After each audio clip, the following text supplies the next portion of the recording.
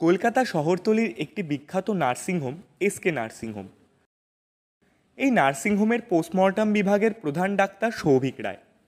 আজকের শেষ মৃতদেহ পোস্টমর্টম করে নার্সিংহোমের নিয়ম অনুযায়ী মৃতদেহের হাতে লাল ব্যান্ড বেঁধে দিয়ে যখন ডাক্তার সৌভিক বাইরে আসে তখন ঘড়িতে রাত 3টে বাজে।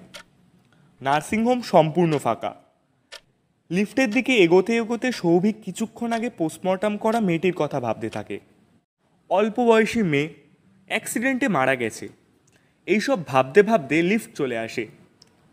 লিফটের ভিতরে একজন মহিলা আছে, নার্সিংহোমের রোগীদের পোশাক। সৌভিক লিফটের ভেতরে ঢুকে আসে।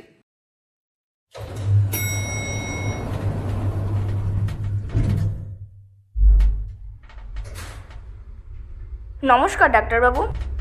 নমস্কার, আপনি নিচে যাচ্ছেন? হ্যাঁ। এইভাবে দু এক কথা বলতে বলতে লিফট 6 ফ্লোরে এসে দাঁড়ায়। এত রাতে আবার কি? লিফটের দরজা খুলতে দেখা যায়। আমাকে আমাকে ভেতরে আসতে দিন, খুব কষ্ট হচ্ছে। আমাকে ভেতরে আসতে দিন, আমাকে ভেতরে আসতে দিন, আমাকে ভেতরে আসতে দিন।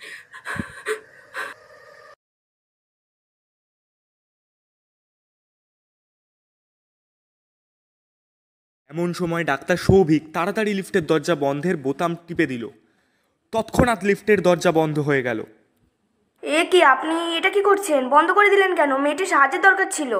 না, ও মানুষ না। কি বলছেন এসব? মানুষ নয় তো কি? এই মেয়েটির পোস্টমর্টম কিছুক্ষণ আগে আমি নিজের হাতে করেছি। মেয়েটির হাতে এখনো সেই লাল ব্যান্ড আছে।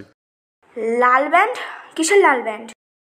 এই নার্সিংহোমের নিয়ম অনুযায়ী পোস্টমর্টমের পরে মৃতদেহকে লাল ব্যান্ড বাঁধা হয়। ডাক্তারবাবু দেখুন তো, এই লাল ব্যান্ডটা কি?